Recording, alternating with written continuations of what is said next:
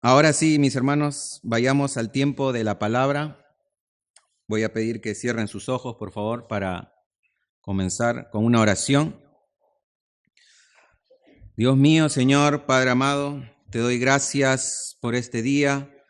Gracias por tu misericordia, gracias por tu bondad, gracias por tu amor, gracias por tu glorioso evangelio, Señor, que hoy recordamos como todos los domingos que lo venimos a recordar, pero hoy recordándolo en la cena tuya, Señor. Te pido que bendigas este momento, que bendigas el momento de tu palabra, Señor. Te pido que tu Espíritu Santo esté obrando en mí para poder predicar fielmente tu palabra, que tu Espíritu Santo esté obrando en los corazones, Señor, de mis hermanos, de las personas que nos visitan y de todos los que están acá presentes. Que tu Espíritu Santo, Señor, abra nuestros oídos para que estén atentos a tu palabra, para poder ser, Señor, bendecidos, para poder ser alimentados con el pan que es tu palabra, Señor, que eres tú mismo, Señor.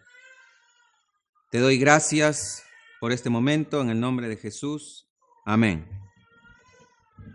Muy bien, vamos a continuar.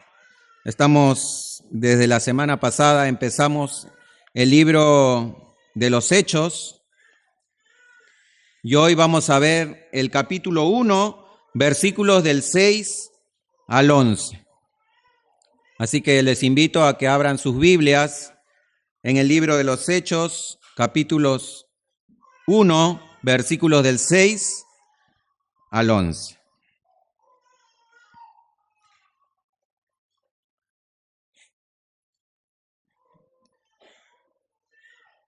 Y a manera de introducción, mis hermanos, les quería decir algo, y es que cuando una persona a la cual nosotros queremos mucho, cuando una persona a la cual nosotros amamos mucho, se marcha, se va de nuestras vidas, quizás por distintos motivos, o en el peor de los casos, por su muerte, a nosotros, como persona, nos duele su partida.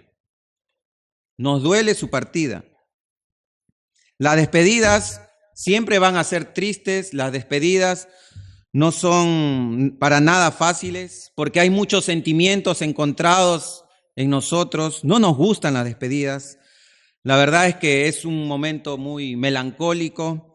¿Y cuántos de nosotros, hermanos, hemos despedido a hermanos muy queridos que se han ido quizás a otros países o quizás se han ido también de la iglesia por diferentes motivos y a nosotros nos ha causado dolor en nuestro corazón?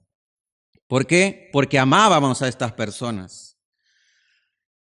Y así que, sabiendo esto, mis hermanos, sabiendo que si alguien está pronto a irse, está pronto a marcharse, nosotros debemos estar pendientes siempre de estas últimas palabras que quizás estas personas nos digan, porque quizás sean la última vez que nosotros podamos ver a esta persona. Y precisamente es lo que estaba sucediendo con los discípulos de Jesús. Ellos habían convivido con Jesús alrededor de 3 años. Habían sido testigos de sus enseñanzas, de sus milagros, de su personalidad, de su forma de ser. Vieron que él era un hombre santo, irreprochable. Pero se acercaba ese día, mis hermanos, en que Jesús iba a partir. Pero él, antes de que se vaya, que es lo que vamos a ver el día de hoy, les encargó una misión.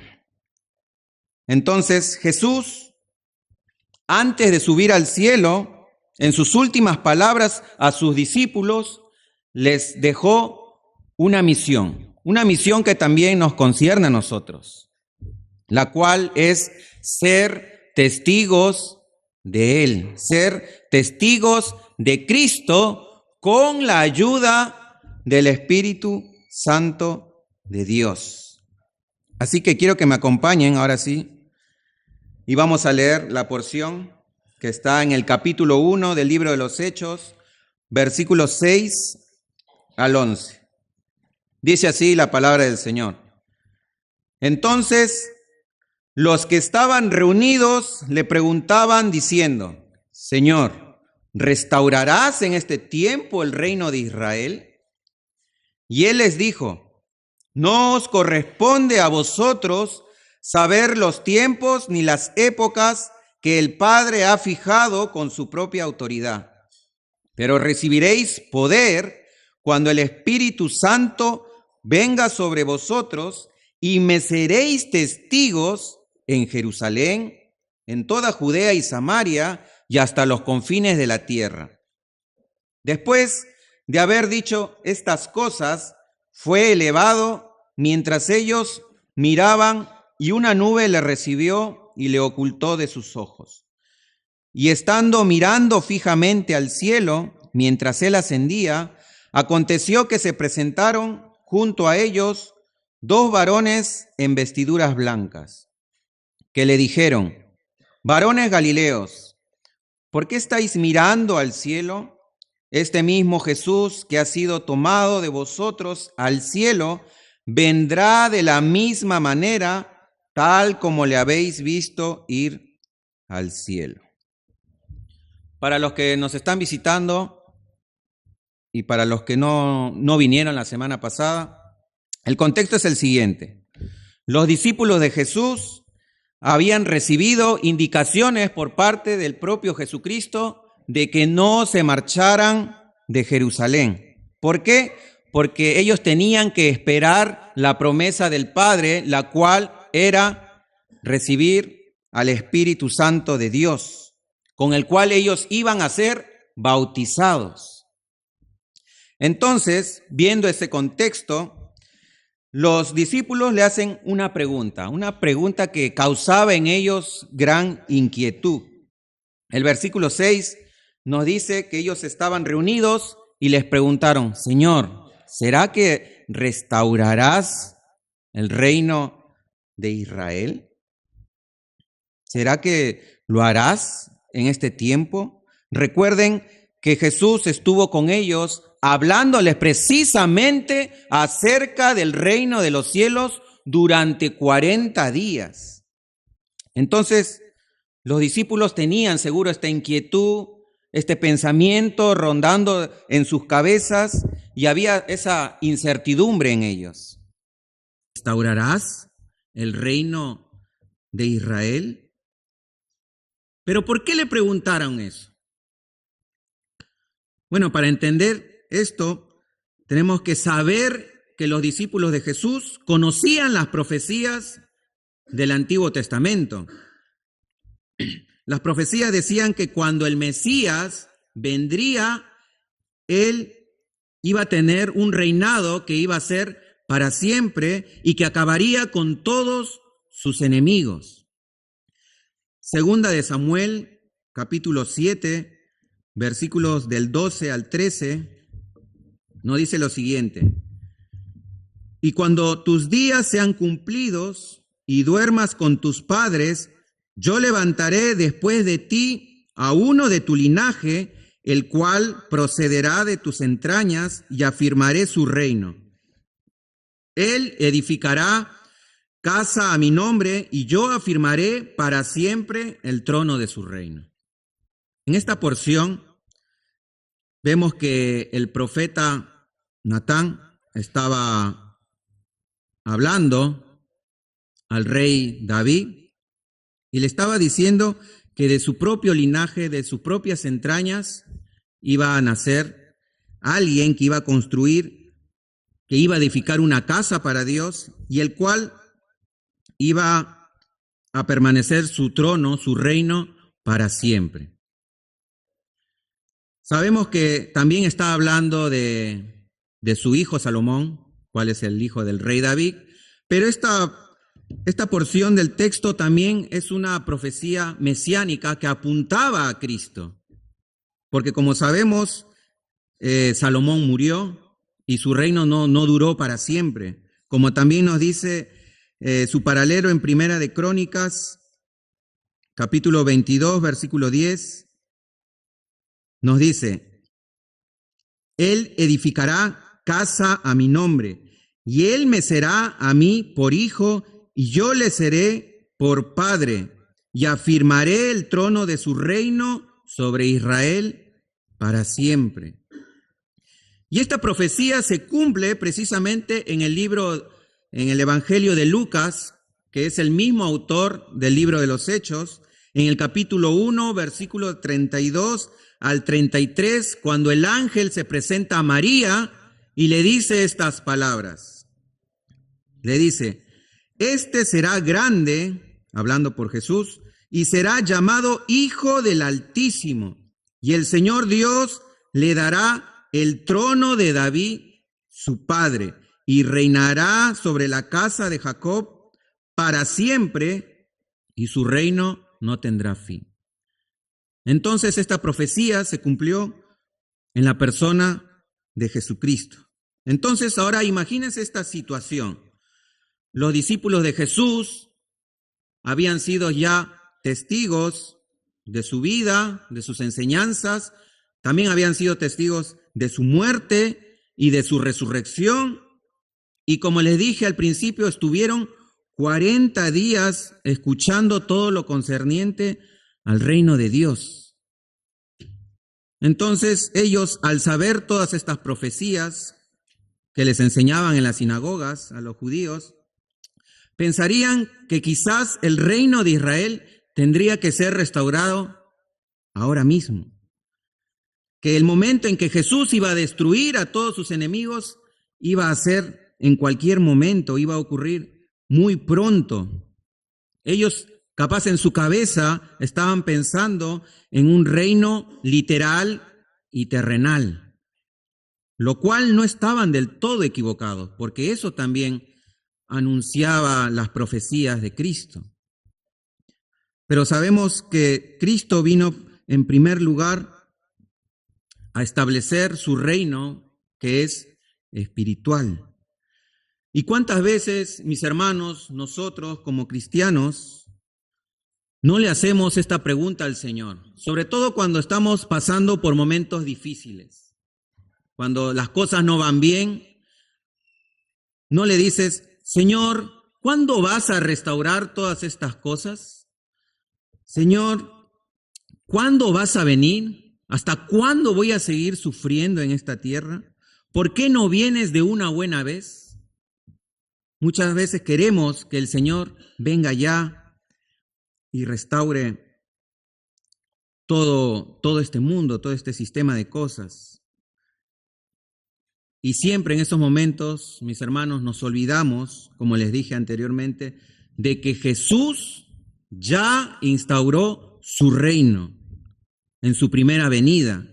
Como dice Mateo capítulo 4, versículo 17, dice, desde entonces comenzó Jesús a predicar y a decir, arrepentíos porque el reino de los cielos se ha acercado. Hermanos, el reino de los cielos ya está aquí. El reino de los cielos ya ha sido inaugurado. El reino de los cielos es un reino espiritual. Y nos debemos gozar de esta verdad. Nos debemos gozar en Cristo, que es el Rey. Y nosotros, si Él es nuestro Rey, nosotros debemos vivir como sus siervos, haciendo la voluntad de nuestro Rey y no nuestra propia voluntad. En el versículo 7, Jesús, ante esta pregunta de sus discípulos, le responde, pero no de la manera que ellos esperaban, sino que él les dijo que este asunto no era de su incumbencia, que no les correspondía saber a ellos cuándo iba a ser la fecha. Les dice, a ustedes no les corresponde saber ni el tiempo ni las sazones, es decir, la fecha o la hora exacta de este suceso, en el cual sí, Jesús va a venir y restaurar este mundo. Y no era la primera vez que le preguntaban a Jesús sobre esto. Jesús, hablando de los últimos tiempos, de su segunda venida, en Mateo capítulo 24, versículo 3, nos dice, Y estando él sentado en el monte de los olivos, los discípulos se le acercaron aparte diciendo, dinos, ¿cuándo serán estas cosas y qué señal habrá de tu venida y del fin del siglo? Sabemos que Jesús va a venir, como dice en Mateo capítulo 24, versículo 7, de una manera asombrosa. Dice, porque como el relámpago que sale del oriente y se muestra al occidente, así será también la venida del Hijo del Hombre. Y Jesús, más adelante también en el mismo capítulo 24, versículo 36, les dice a sus discípulos, pero el día y la hora nadie sabe, ni aun los ángeles de los cielos, sino solo mi Padre. Hermanos, solo Dios el Padre sabe cuándo es el momento exacto y oportuno en el cual enviará a su Hijo Jesucristo por segunda vez a restaurar este universo entero. No solamente la tierra, sino todas las cosas creadas. Solamente el Padre sabe cuándo va a venir Jesucristo a juzgar a los vivos y a los muertos. Y es triste saber que hay algunos llamados profetas que dicen que dan fechas aproximadas cuando la Biblia es clara. La Biblia dice que nadie sabe ni la hora ni el día en cuál va a venir. Así que si ven en internet esas cosas de los falsos profetas que dicen tal fecha va a venir, no les crean, porque nadie sabe. Lo que sí sabemos es que Dios, nuestro Dios, es un Dios soberano y tiene un plan eterno. Todos los escogidos desde antes de la fundación del mundo tienen que ser salvados por medio de la predicación del Evangelio. Y todas las personas en este mundo tienen que escuchar el Evangelio y entonces vendrá el fin, dice la Escritura. Y algunos se preguntan, entonces, ¿por qué tarda? ¿Por qué tarda tanto? Bueno, segunda de Pedro, capítulo 3, versículos del 8 al 9, nos da la respuesta. Nos dice, mas, oh amados, no ignoréis esto, que para con el Señor un día es como 1000 años y 1000 años como un día.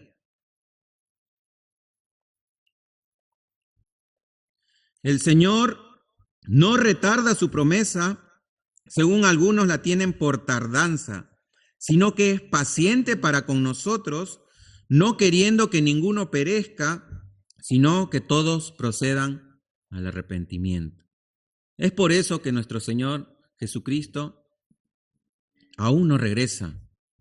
¿Por qué? Porque Él quiere que todos procedan al arrepentimiento. Él tiene paciencia para con nosotros. Y como les dije, para Dios el tiempo no es significativo porque Él es atemporal. Como leímos, para Él un día es como 1000 años y 1000 años es como un día.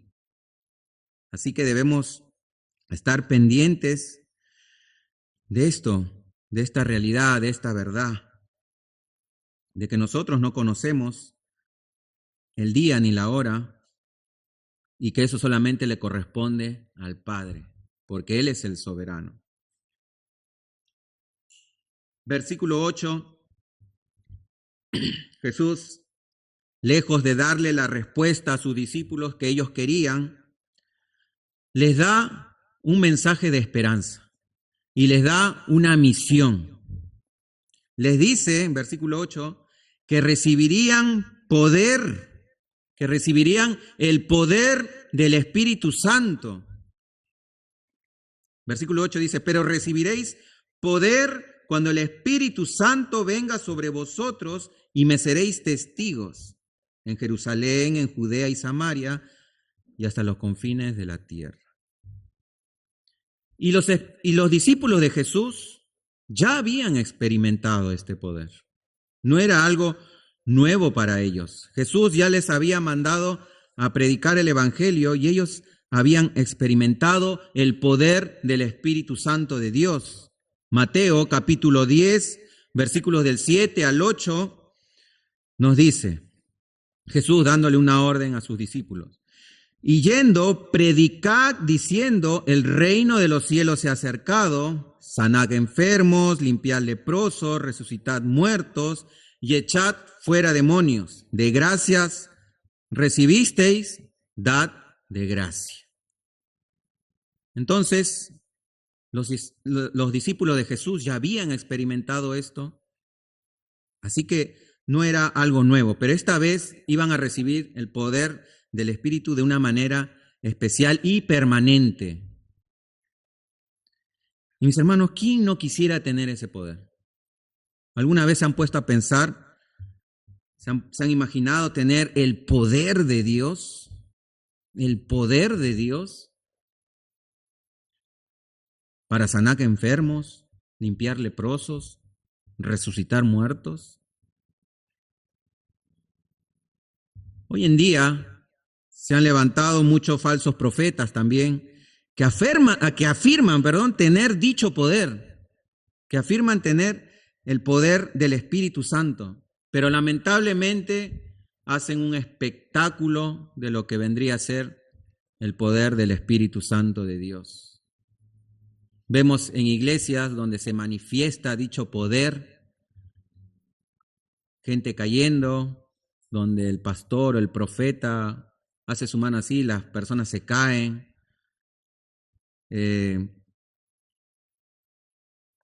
Vemos también en estas iglesias falsas donde le atribuyen a las cosas el poder del Espíritu Santo de Dios, como el saco ungido, el pañuelo ungido y todas esas barbaridades. Vemos también ciertos milagros en esas iglesias que le atribuyen al Espíritu de Dios, pero son milagros que creo que son planeados, donde siempre se ve ese milagro donde se estira la mano y que siempre tienen el mismo problema, o la mano o el pie, siempre uno más grande que el otro. Pero Jesús no estaba hablando de este poder para hacer estas clases de milagros, ni nada de eso, sino que Jesús le dice que recibirían poder para ser testigos de Cristo, testigos de Él. El propósito del poder del Espíritu Santo que ellos iban a recibir era para ser sus testigos. Esto quiere decir para compartir el Evangelio, las buenas nuevas de la salvación.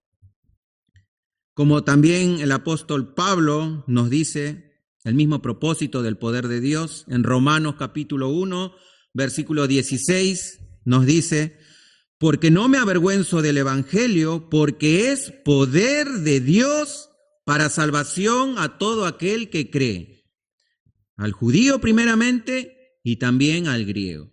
¿Se dieron cuenta? El poder de Dios del Evangelio, que se encuentra en el Evangelio, es para la salvación. Es para la salvación. Jesús les dijo que serían testigos primero en Jerusalén, luego en Judea y Samaria y hasta los confines de la tierra.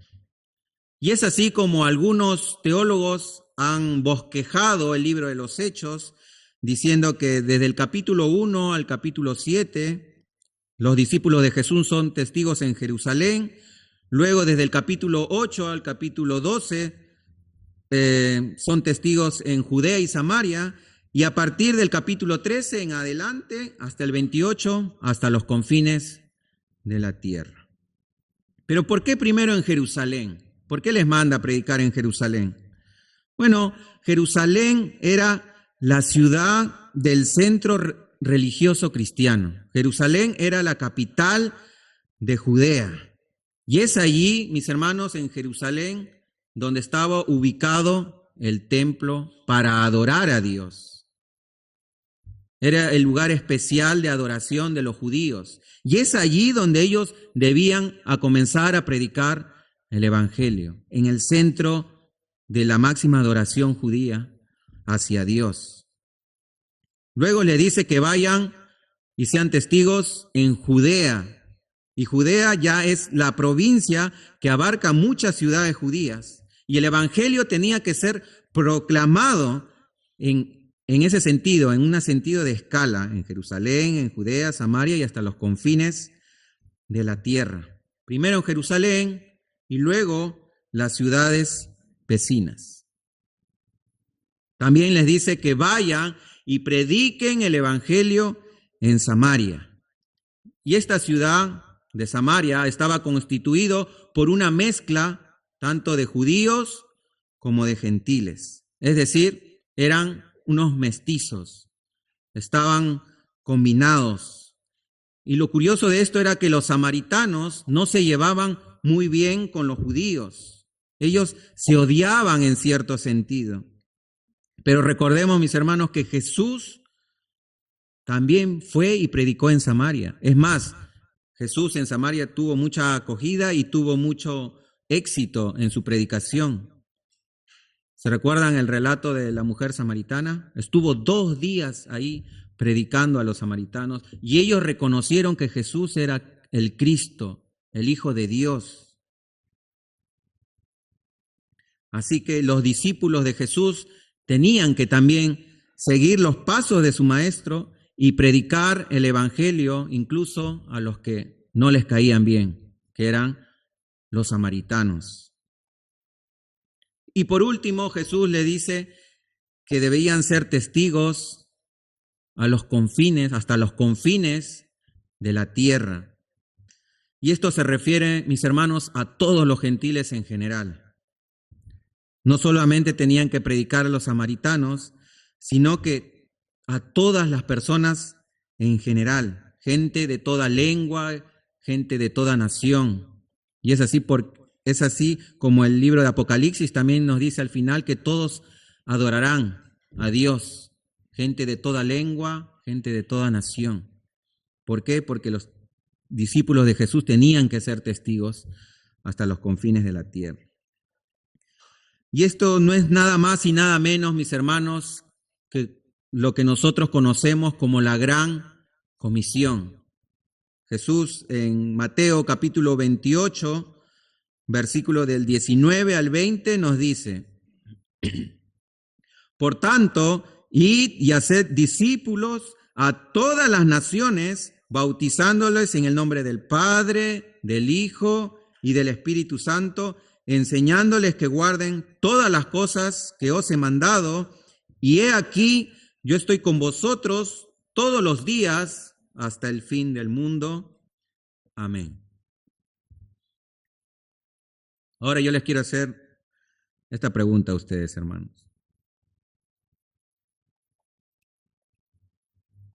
¿Has recibido ese poder? ¿Has recibido el poder del Espíritu Santo de Dios? ¿El Espíritu Santo habita en tu corazón? Y si dices que sí, ¿estás siendo entonces parte de la misión de la iglesia de expandir el reino de Dios? ¿Estás siendo parte de la gran comisión? ¿Eres testigo de Cristo como Él nos mandó? No solo predicando, no solo hablando, sino también con tu ejemplo, con tus acciones, con tu testimonio, en tu trabajo, en la escuela, en la universidad. ¿Eres testigo de Cristo? Un teólogo que no me acuerdo ahora su nombre dice lo siguiente. Presten atención. La persona que pretende estar llena del Espíritu Santo y no está vitalmente interesada en las misiones mundiales, niega su profesión. Vuelvo a repetir. La persona que pretende estar llena del Espíritu Santo y no está vitalmente interesada en las misiones mundiales, niega su profesión. Porque Jesús les dijo a sus discípulos: recibirán poder para ser mis testigos. Si nosotros decimos tener el Espíritu Santo de Dios en nuestros corazones, debemos estar interesados en las misiones, en predicar el Evangelio, en proclamar las buenas nuevas de salvación. Ese debe ser nuestro enfoque, ese debe ser nuestra mirada, mis hermanos. Debemos ser parte de la gran comisión. Luego de que Jesús les dijo estas palabras, luego de que Jesús les encargara esta misión a la iglesia, a sus discípulos, Jesús nos dice el versículo 9 que fue elevado al cielo. Jesús ascendió al cielo. Una vez más, mis hermanos, demostrando su gran poder, desafiando las leyes de la naturaleza, desafiando la gravedad. Y una nube lo recibió en el cielo. Marcos capítulo 16, versículo 19, nos dice algo semejante. Y el Señor, después que les habló, fue recibida arriba en el cielo y se sentó a la diestra de Dios. Jesús subió y está sentado ahora a la diestra de Dios. Es decir, cuando la nube lo recibió, esa nube que lo recibió representa, mis hermanos, la gloriosa presencia de Dios. Como en el Antiguo Testamento se nombraba también cuando Dios se manifestaba, estaba ahí una nube poderosa que le llaman la Shekinah, o no sé cómo se pronuncia, pero Shekinah, la Shekinah. Un ejemplo de esto es Éxodo capítulo 24, versículo del 16 al 18, donde Dios se manifestó al pueblo de Israel en el monte Sinaí. Nos dice lo siguiente. Éxodo 24 del 16 al 18 nos dice, y la gloria de Jehová reposó sobre el monte Sinaí, y la nube lo cubrió por 6 días.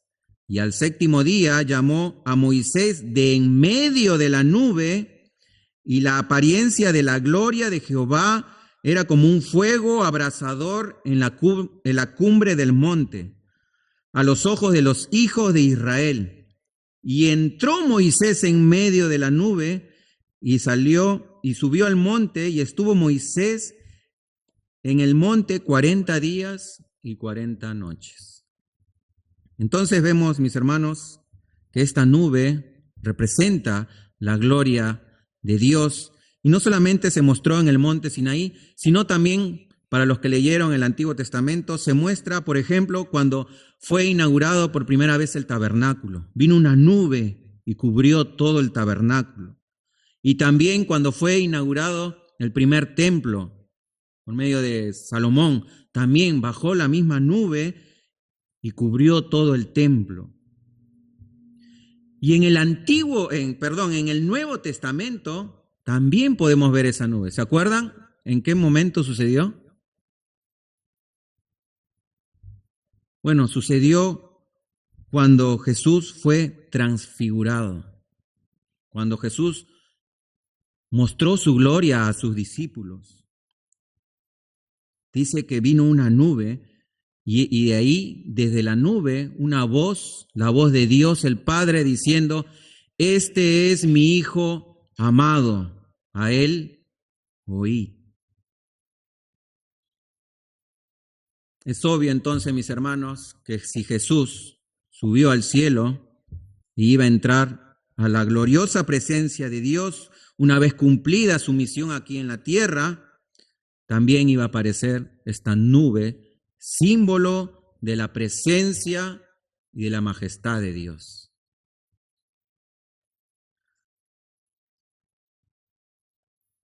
Mientras los discípulos miraban expectantes hacia el cielo, la ascensión de Jesús, se presentaron junto a ellos dos varones con vestiduras blancas, que nosotros lo podemos reconocer como ángeles de Dios, los cuales les dejaron un mensaje de consuelo, un mensaje de esperanza, que también nos sirve para nosotros, porque ellos no dejaban de mirar el cielo.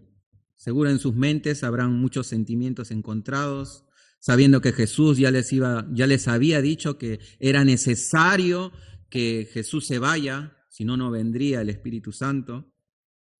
Entonces los ángeles, al observar a los discípulos que no dejaban de mirar al cielo, le dijeron estas palabras de esperanza: de la misma manera en que ha sido tomado de vosotros al cielo, de la misma manera volverá en una nube. Y el apóstol Juan también nos habla esto en el libro de Apocalipsis, capítulo 1, versículo 7, donde nos dice: he aquí que viene con las nubes, y todo ojo lo verá, y los que le traspasaron y todos los linajes de la tierra harán lamentación por él. Sí, amén. Mis hermanos, esta es la esperanza que todo creyente tiene en Jesús, que debe tener en Jesús. Jesús regresará en una nube. Esto quiere decir, mis hermanos, que Él va a regresar con poder y con gloria. Su primera venida fue en humillación, en servidumbre, pero ahora esta segunda vez va a venir con poder y con gloria. Y nosotros debemos estar felices y seguros de esta promesa, porque sabemos que si es que está escrito en su palabra, Jesús la cumplirá. Jesús regresará por su pueblo. Jesús regresará a restaurar todas estas cosas, mis hermanos. Y ahora sí, algunas aplicaciones para terminar. Como les dije, el tema central de esta predicación es la misión que Jesús dejó a su iglesia, algo de lo cual nosotros debemos ser parte, que es predicar el Evangelio. Y la pregunta es esa: ¿eres parte de esa misión? ¿Eres consciente que el poder de Dios es para la salvación de las personas? ¿Estás predicando a las personas? Si tienes ese poder, deberías sentir ese peso en tu corazón de predicar a las personas que se están yendo al infierno, que no conocen el Evangelio. Las personas, no solamente tus familiares, sino todas las personas que están en tu alrededor, en tu trabajo, en el colegio, en la universidad, en donde te encuentres. Somos responsables, mis hermanos, de esto, de ser parte de la gran comisión, porque esas personas no se van a salvar si no les predicamos el Evangelio. Es nuestra responsabilidad, es nuestra responsabilidad. Y es más, no se trata de hacer cosas, sino que lo único que tenemos que hacer, mis hermanos, es ir y hablar de lo que Jesús ya hizo por nosotros. Nosotros no hacemos nada. El que hace la obra es el Espíritu Santo de Dios. Lo único que tenemos que hacer es ir y hablar de que Jesús vino, de que Jesús murió por nuestros pecados en una cruz, derramando su sangre preciosa por nosotros, que resucitó al tercer día, que subió al cielo, que está sentado en la diestra de Dios y que algún día va a regresar. Porque como leímos, está en su palabra. Él regresará en una nube con gloria, con gran poder, a juzgarnos,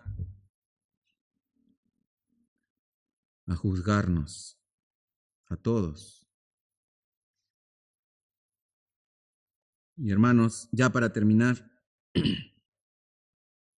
sabemos que la venida del Señor está cerca. No sabemos ni la fecha ni la hora, pero lo que sí debemos saber es que debemos estar preparados. preparados para su venida. Así que te hago esta pregunta. ¿Estás preparado si es que el Señor llegara hoy, domingo 7 de julio del 2024? ¿Estás preparado, mi hermano? ¿Crees que vas a ascender con Él en su nube, en su gloria? Si Él viniera hoy.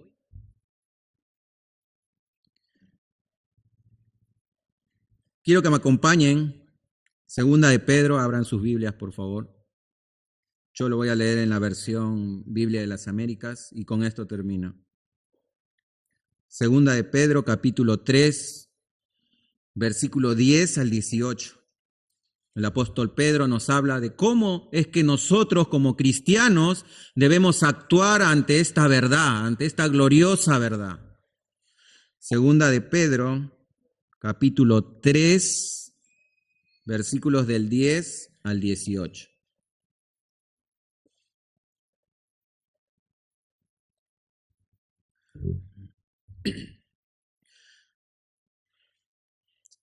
Segunda de Pedro, capítulo 3, versículos del 10 al 18, nos dice así, estén atentos.